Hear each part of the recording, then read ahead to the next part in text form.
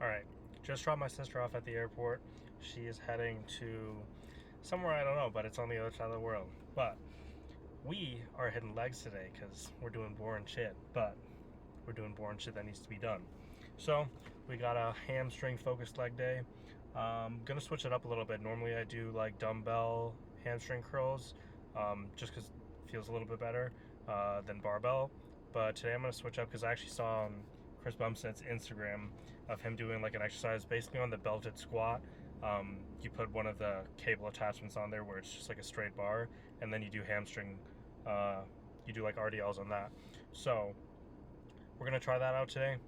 That's gonna be the kicking off our workout. So that's gonna be the starter. Do some accessories and stuff after. Hopefully get some good progress. And we're getting a call from some random number. Decline that. But yeah, hopefully get a good workout in. I played tennis last night and my legs are a little bit fatigued from that still, just because I hadn't played in a while. So I'm hoping that's not going to affect things too badly. But we will have to find out and see. And that's the thing, no matter what it is, it's better than not working out at all. So even if you're worried like, oh, like I'm not going to hit a good workout today, like I don't feel like I'm going to be the strongest or anything like that, if you let that get in your head and like let that dictate whether you go to the gym or not, you're not really doing yourself any favors, because especially with what we know about like how to actually grow muscle and stuff like that, you gotta be getting that stimulus somehow. So even if it's not ideal, just show up to the gym anyways. You're sick, show up anyways. I don't know, that might be, some people might recommend not doing that, but in my personal opinion, that's what I think the way to go is.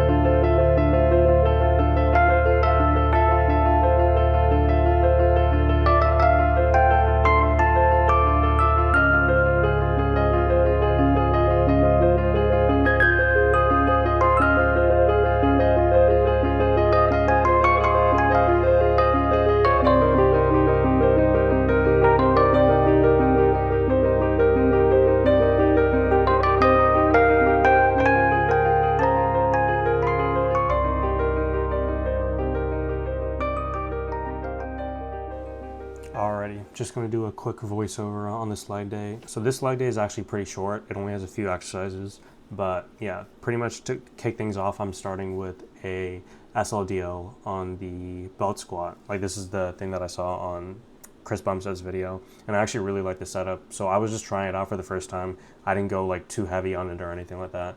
Was just pretty much trying to feel out the weight.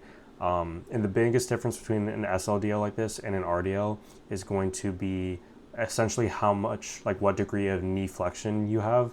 So if you look at this video, like my knees are staying pretty much straight. There's only a little bit of a bend, because the more you bend your knees, that's turning into like an RDL, and RDLs are going to bias your glutes like a lot more than your hamstrings. Like your hamstrings actually really aren't that active if your knees are bending significantly.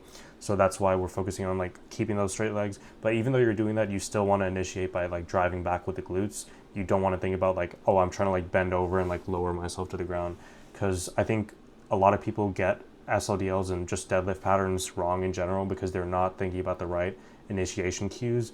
They're more thinking about, oh, I just need to like bend over and like come back up. But if you move a lot from your back, like that's, I think, how people get injured and stuff like that, especially if you haven't trained like spinal flexion and extension in certain ranges of motion, which is really not something most people do. So that's why I usually like don't program this exercise for beginners and stuff, because a lot of the times like they can have trouble getting those like proper initiation cues down and stuff. So pretty much after I finish that, I go straight into calves, and I would highly recommend a lot of people try training calves earlier in their session if you really want to focus on growing them. Like for me, I have like really like that's, my legs just aren't great in general, but calves is like 100% like my weakest point. So, and I used to either not train them at all, or I would train them at the end of the session. And the later you train stuff, like the less direct effort you're going to be able to put forth towards it. So that's why I throw it in like pretty much close to the very beginning of my session, because calves aren't really going to fatigue or affect any of my other exercises. So I'll throw that in like second, right after I do like my big compound movement. So I'm just doing these toe presses here. And when you're training calves, training with a straight leg is going to be a lot more beneficial than a like a bent knee, like a seated calf raise or press, I think it's called. And I could go into like a lot more depth about why that's better, but essentially just do straight leg calf work. Don't do like seated stuff with your knee bent. Pretty much after I finished that, I moved into leg extensions, and I'm only doing single leg on this because I've gotten to the point where basically I can max the stack plus like an extra 45-pound plate, and even at like a 25 I've tried. And I'm pretty much maxed within my rep range for that.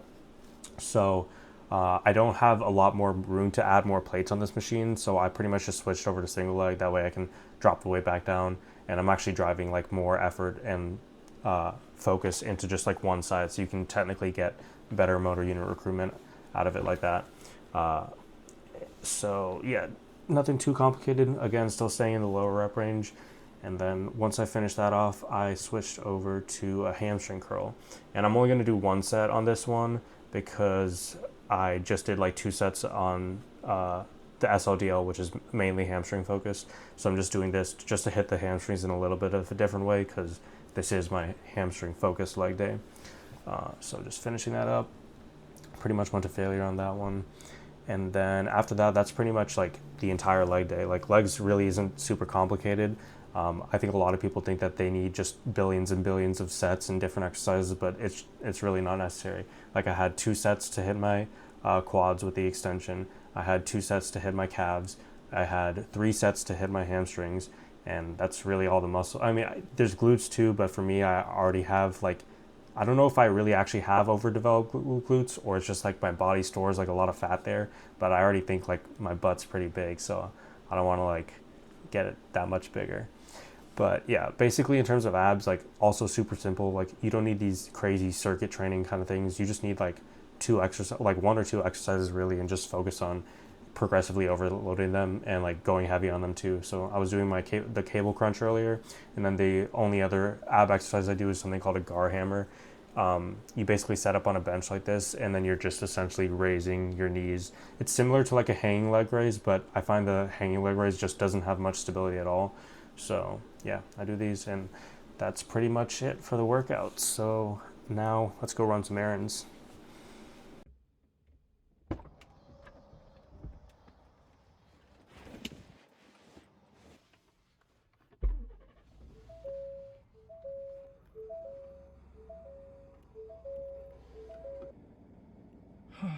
Alrighty, workout is complete. Honestly, that was probably one of the harder leg days I've had in a while.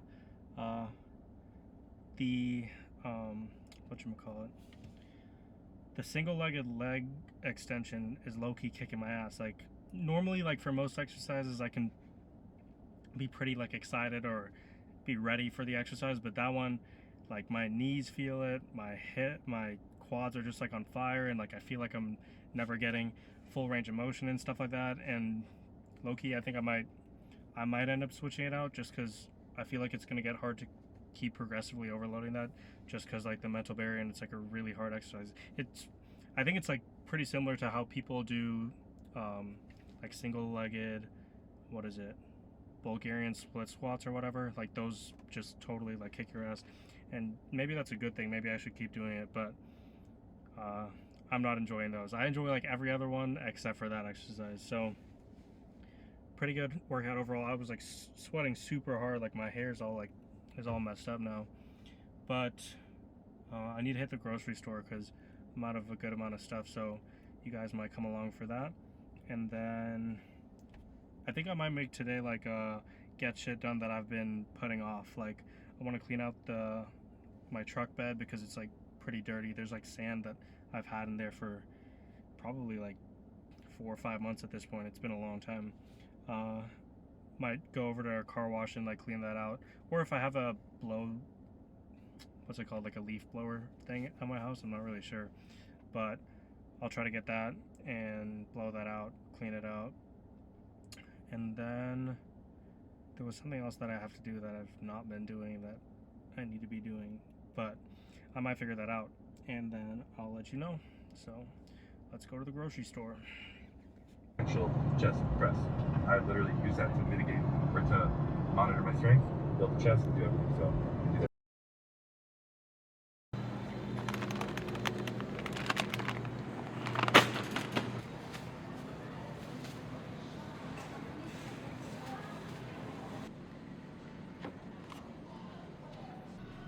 They only have 2 packs left of the organic pasture raised, so we're gonna get 2 of these and then an 18 count of the regulars.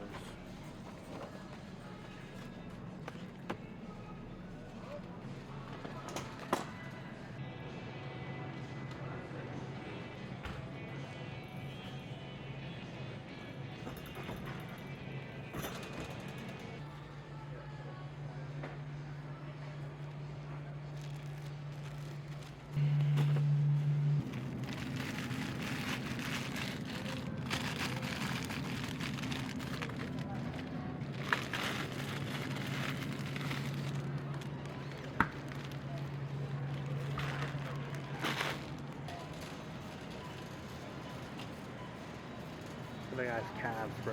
Shit's crazy. You need to get some calves like these.